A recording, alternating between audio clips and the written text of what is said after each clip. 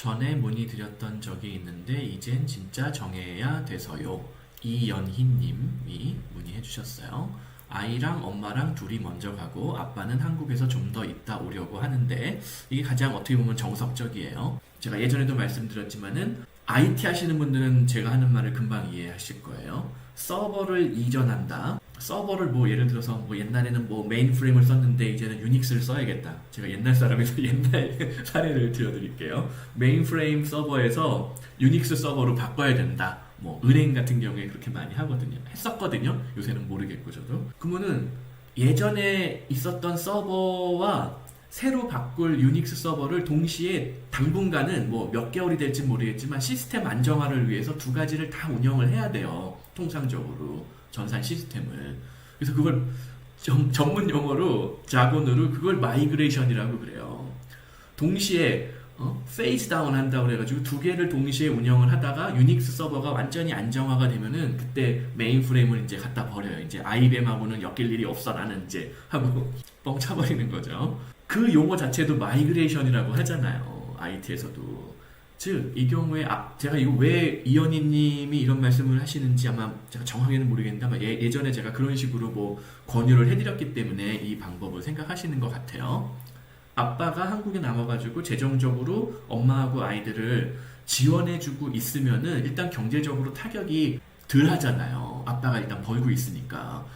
아빠까지 직장을 그만두고 전 가족이 다 오는 순간 우리 가족의 소득이 없잖아요. 그 상태에서 잔고에 있는 그 예금만을 까먹으면서 생활을 해야 되는데 물론 자금이 아주 풍부하고 또 거기다가 멘탈이 강한 분이라면은 그거에 개의치 않아요. 그래, 내가 2, 3년 동안 이만큼의 돈을 투자를 해서 내 어학 능력을 향상시키고 재취업을 할 거야 라는 확신이 있으면은 어떤 멘탈이 강한 분들은 그걸 할 수가 있는데 보통의 분들은 내가 직업도 없고 버는 돈이 없는데 내 잔고가 막 순식간에 팍팍 줄어드는 거를 경험하잖아요. 그러면 패닉이 와요. 두뇌에서. 사람이 패닉이 오면은 순간적으로 IQ가 낮아져요. 군인들이 왜 군대에 가면은 그런 말도 안 되는 실수들, 사건, 사고들을 일으키냐 하면은 너무 스트레스를 받기 때문에 그래요. 신체적으로, 육체적으로 뿐만이 아니라 정신적으로 사람이 스트레스를 받으면은 갑자기 두뇌가 안 돌아가요. 그러다 보니까는 비이성적인 결정을 반복하게 되고 그게 쌓이고 쌓이다 보면은 사건, 사고로 이어지는 거거든요. 그래서 군대에서 사고가 많이 나는 거예요. 그래서 이 경우에는 제가 왜 정확하게 이현희 님이 왜 그런 식으로 하라고 제가 예전에 권유를 해드렸는지 모르겠지만 아마 그런 사유 때문에 그랬을 거예요. 아무튼 아이가 발달 장애가 좀 있으시다고 하는 것 같아요. 그래서 엄마가 아마 단기간에 취업은 어려울 것 같고 아마 중장기적으로는 가능할 수가 있지만 단기간에는 어려우실 거예요.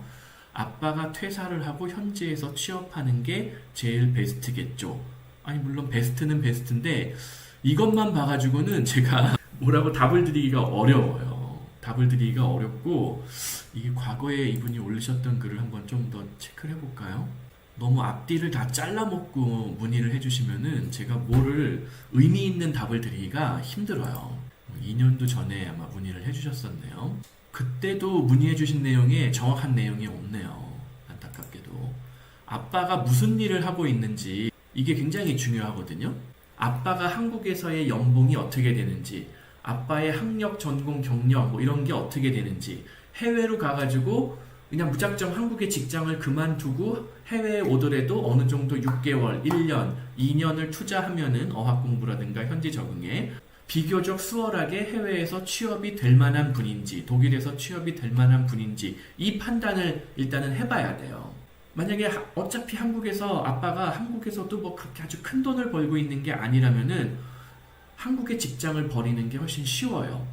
근데 한국에서 뭐 삼성, 현대 막 정말 아주 좋은 대기업에 한 15년, 뭐 20년 이렇게 다닌 분이다 예를 들어서 그러면 연봉이 벌써 한 1억 이상이 되거든요. 그러면은 그거 그냥 쉽게 뻥 차버리고 나오는 거는 안 돼요.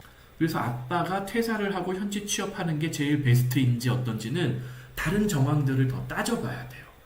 그러니까 이거 문의해 주시는 분들도 이게 요령이 필요한데 이렇게 글을 올려주시면은 이게 서로 시간 낭비하는 거예요.